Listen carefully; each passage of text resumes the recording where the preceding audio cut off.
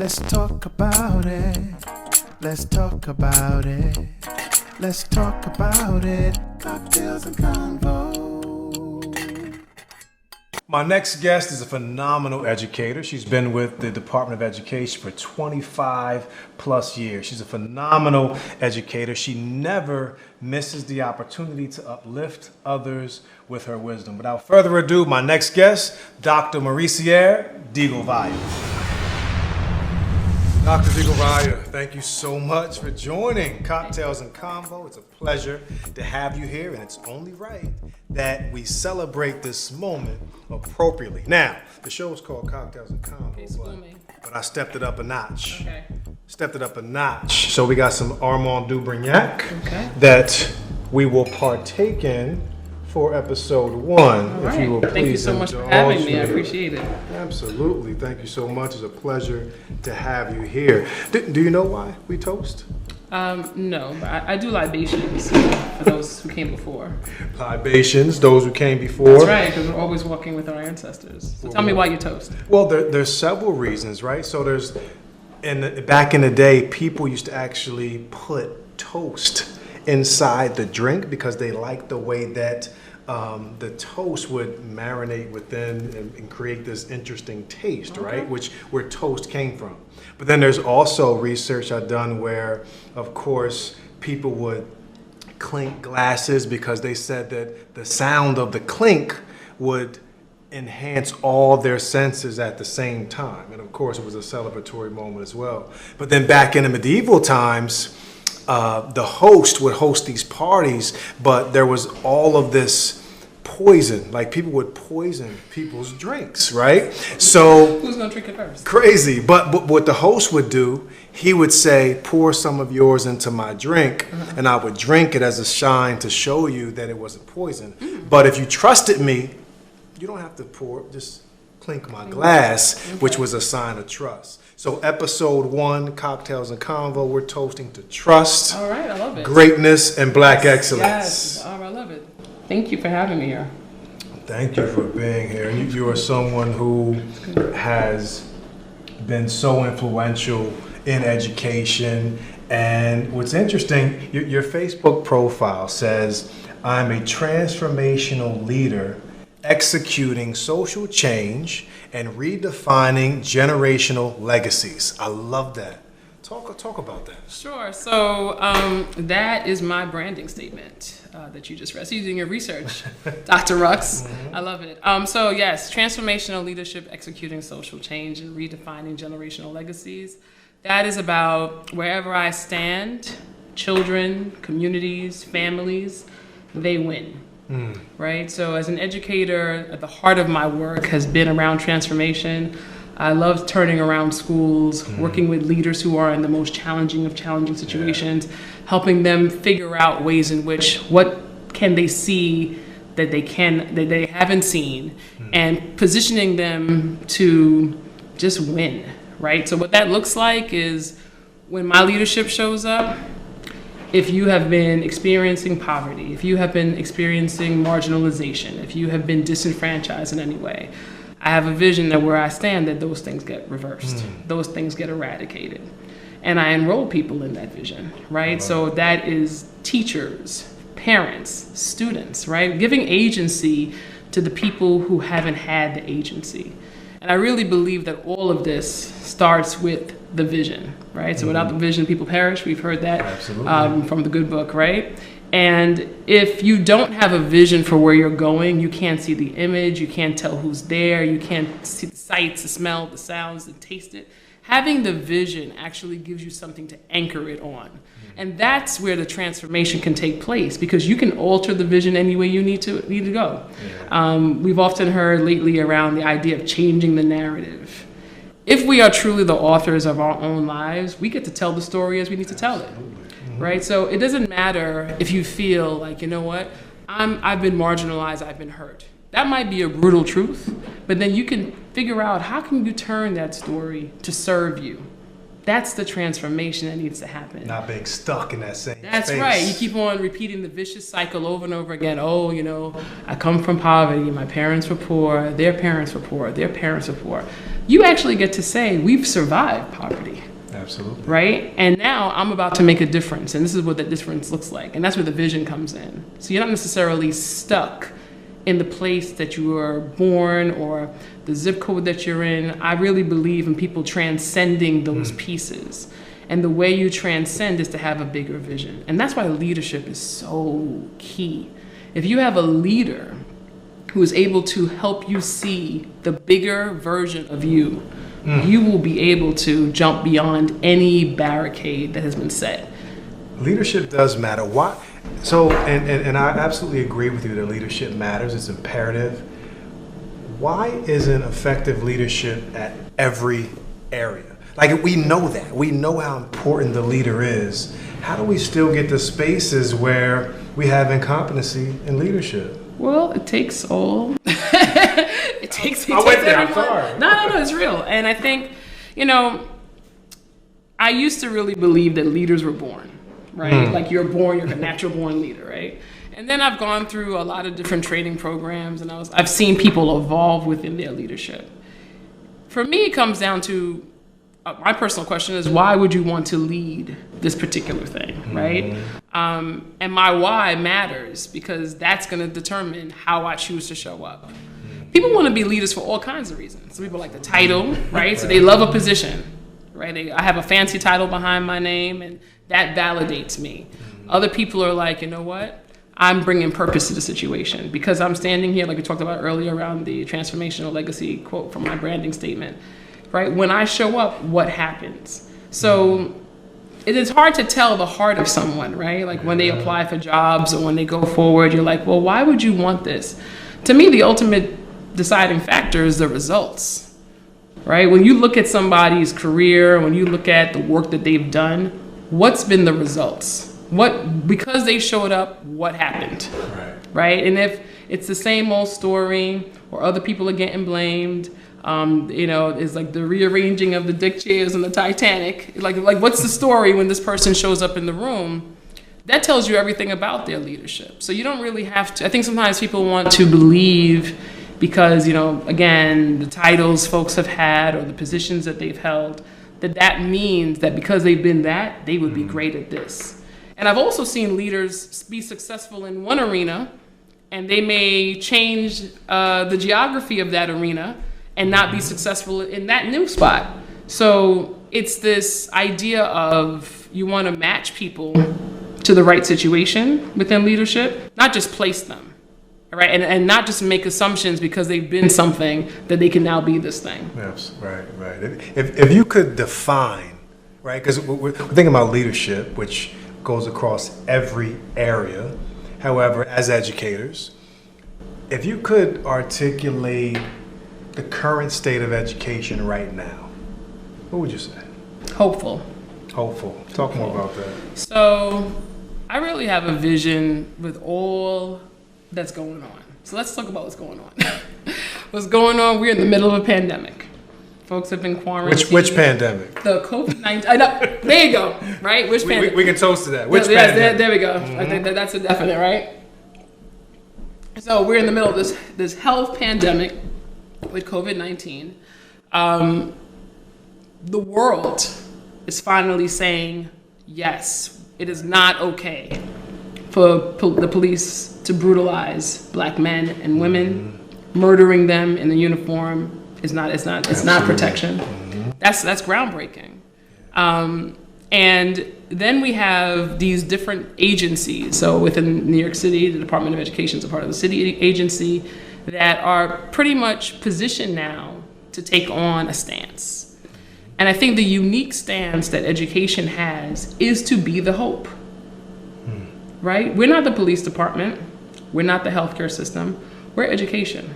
And because we're education, we get to be a stand for oneness.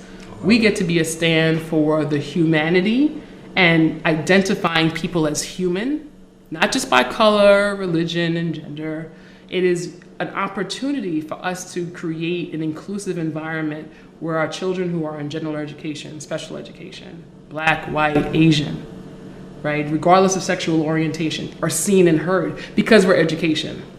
Other agencies may have to respond to different things, but because we are education, we actually get to hold a bigger vision because we teach and we learn within the agency we serve.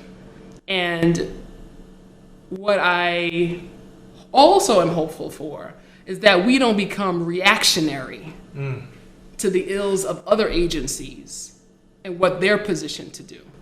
Because the uniqueness about being in education is that we actually get to create what it looks like to be learned. We are education and we are hope. We're hope. I love that. We're hope. I love that. Right? It's key. Right? If other places, if you want to say, okay, well, you did this bad thing, so now you gotta pay the price. That's not us. We actually get to teach you. We get to coach you. We get to offer you the art. We get to offer you sports. We get to offer you higher learning.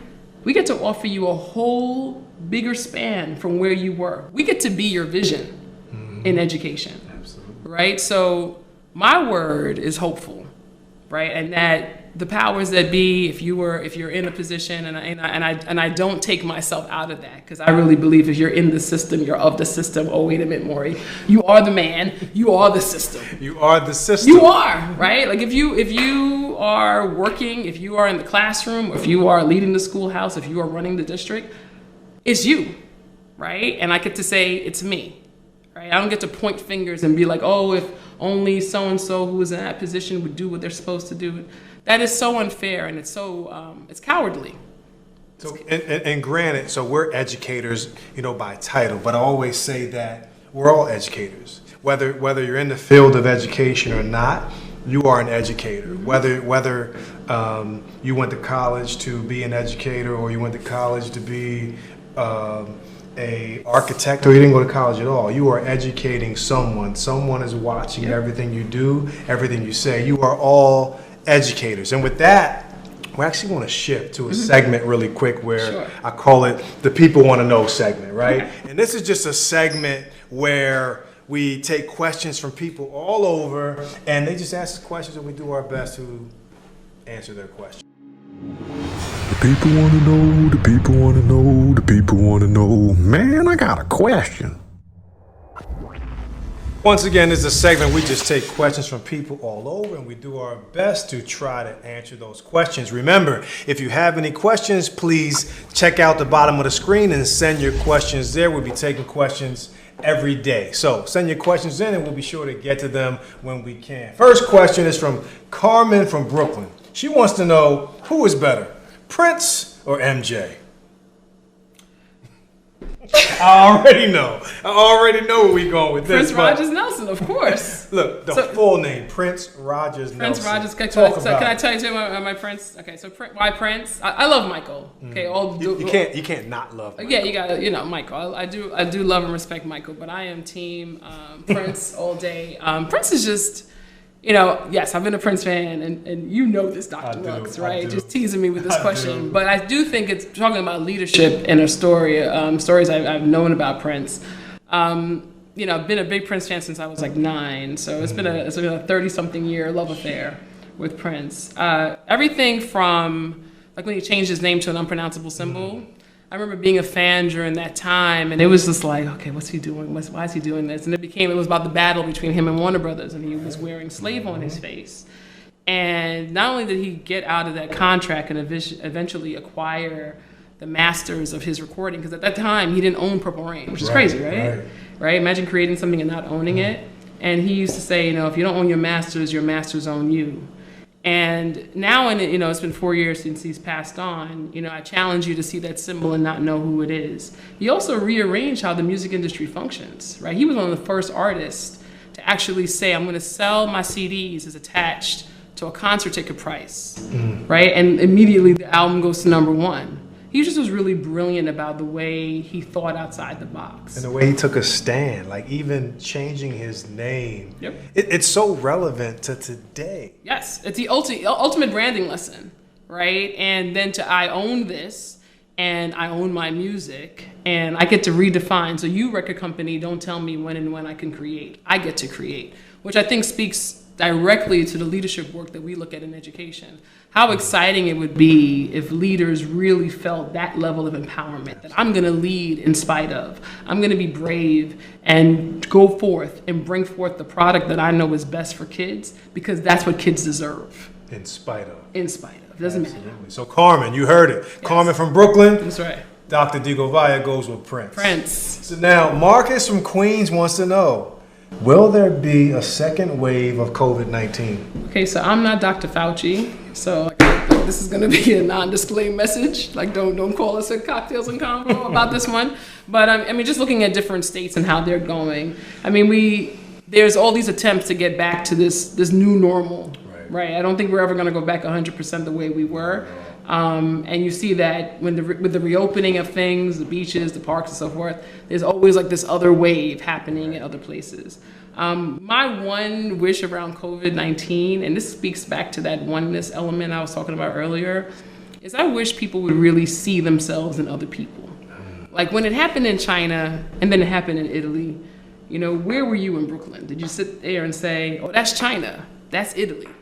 No, that's human. We thought we were better than we did. COVID. We thought we were better than COVID. They thought, oh, that was a problem over there for that side of the earth. And then it came onto this side of the earth. And that's the same. That's why I'm proud of the response to the George Floyd murder worldwide. Because, if you don't do something about George Floyd, and you think, we think it's black men, or then it's black women, and then who's next? Because the hangman comes for everybody.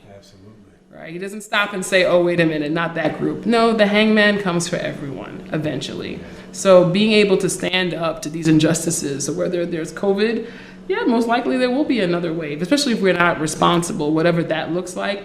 But being connected and seeing, okay, that's Florida, but Florida is us. And that's New York, Absolutely. New York is you. Absolutely. Right? So being wise about how you connect to this illness and being, just being responsible. Even if we take a look at China now, they're expecting an increase. So if it's happening in China, we thought it wouldn't happen. It's already happening. Yes. So we have to be mindful that it can absolutely happen again, right? And be safe. We got to take precaution. Granted, I believe that the social distancing can help. And of course, the warm weather makes people want to loosen up a little bit, but we absolutely have to be cautious. Absolutely. So, Marcus from Queens, it's highly likely, but be safe out there. That's right. So Keith from the Bronx wants to know, interesting. Keith wants to know if we can help him find the hot tub time machine so we can redo 2020 all over again. That's so funny. Redoing 2020? Why, Keith? Keep going. Keep going. It could still be. Right? It is still the year of vision.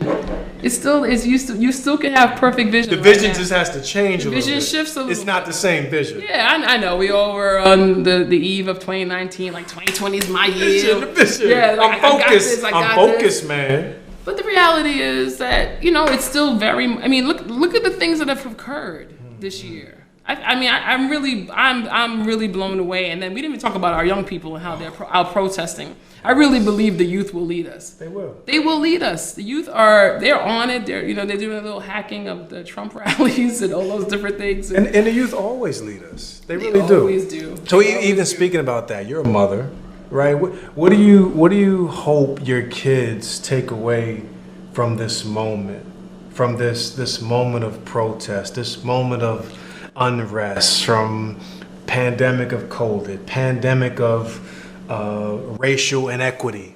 Like, what do you want your kids to walk away from? Because they're going to be, you're not young that long. Right. What do I want my kids to walk away with? People care. So everything from, like last week, my son's teachers came and they delivered his senior shirt and they took pictures with him. So even though schooling has been redefined, there are people who still very much so care about you, and they will show up for you for the special moment because he's a 5th grade graduate, right? So and that people don't necessarily need to look like you to care about you, right? So it's like, give people a chance. I would also want my children to understand and be able to see who they are and stand for that for themselves, and not based on what others tell them they are and who they can be. Interesting. Right? The idea that they are individuals And in knowing their I, they become a stronger we for the world. There are going to be a lot of people telling them who they are, what they can and cannot do. And for them to know, like even in this season where we've been quarantined, remote learning, racial unrest, even in this season, I get to define who I am. I get to author my life. I get to be my own stand for transformation all the time. Still all the time. the author, absolutely. All the time. And I get to narrate the chapters, choose the characters, choose the scene, and change those things when they no longer serve me. Even if I'm in author of your book. I totally 100%. agree with that. Absolutely. We are the 100%. author of our story. So I want you to tell the people, it's a voting year, Yes. election year. Yes, get out and vote. We got elections coming up. November, the biggest election. What would you tell the people? Get out and vote. Use your agency. You know, I watch social media and people are on it all the time with their commentary and how they feel, and they get angry about the powers that be and who's in charge and who's doing what and how they're doing it. If you're not out there exercising your right to vote, if you're not out there talking and speaking up, using the platform, and whatever platform you have, your platform might be the classroom. You know, shout out to Dave Chappelle. I loved his platform of using, 846. Yes. Like everyone has a platform. So it's a matter of, are you willing to use your platform? Are you willing to use your voice? Is it writing something? Is it creating something? Is it dedicating something? Is it organizing something? We all get to use our platform to be heard. And if you don't like how things are, help them change. Be smart about that. Get organized. Shout out to the youth. I see how you are moving mountains to make it clear what you believe and what you want to see happen. And I really believe that, the Generation Xers and the folks who are older can actually team up with our millennials and our younger folks to actually make a difference. We're seeing how it's not only about being 18 and being able to vote, but thinking about how are you engaging high school students, because they have a voice too and they want to be heard, right? And we're seeing how younger folks are using social media platforms to actually transform the world that we're living in. And back to my comment earlier, it's about the results. If you don't like the results you're getting, do what you need to do to change those results. And when you enroll people in your vision, they'll walk with you. So get out and vote, use your voice, find your platform and share it. Create a vision, change results when doves cry. That's right, exactly. Thank you so much. I salute you. Thank you. I appreciate you. Thank you for checking in with Cocktails and Convo. Look forward to hearing more from you. Ladies and gentlemen, Dr. De Govia. Thank you. Thank you for having me, Dr. Ross. This was great. Let's talk about it. Let's talk about it. Let's talk about it. Cocktails and Convo.